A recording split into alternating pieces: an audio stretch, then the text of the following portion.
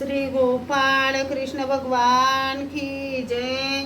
लीळा number 75चा उर्वरित भाग। सर्वज्ञांनी एक घास श्रीमुखात घातला, एक तिच्या हातात दिला, असे कोरक्याचे जेवण झाले। मग वरण भात कढी सर्वज्ञ एक घास द्यायचे, एक घास तिच्या हातात द्यायचे। सर्वज्ञांनी पालेभाजीचा घास घेतला तेव्हा ती गप्प राहिली। बटोबास म्हणाले, जीजी येल्लोला ताक भाजी शिवाय जेवण जात नाही।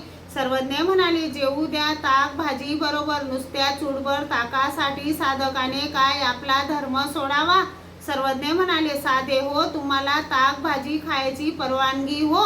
सी बी चूड चिमुटी या चो मध्ये न गमे तरी एकू ठावो आपज विजे। त्रसो नेंदीजो त्रसला साता जीव विषया शरण जाईल, त्रसला साता देशांचेया शेवटा जाऊनी सर्वा धर्मत्व ब्राह्मण तत्व स्वीकारील। अल्पे अनिष्टे बहुत अनिष्ट परिहरे तरी परिहरी जे, असे सर्वज्ञांनी निरूपण केले। यावर महद आयसा म्हणाली, जीजी आम्ही अल्प अनिष्टाचे सेवन का करू, जो निरोध होईल तो सहन करू। सर्वज्ञ म्हणाले, पोरे हो, तुम्ही काटेया अधीन हो आलं मग त्रसाचा निरोध काय सहन करणार हो जी।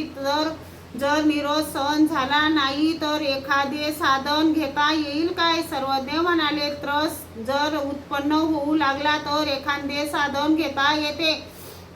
मीठ ताक वरण भाजी यातून एखादे साधन घेण्यास हरकत नाही। यावर महद आयसा म्हणाली, जीजी भिक्षा अन्नात वृक्ष अन्न आले तर ते एक वेळ जेवल्या जात नाही, तर अशा वेळेला 2-3 वेळा घेता येईल का।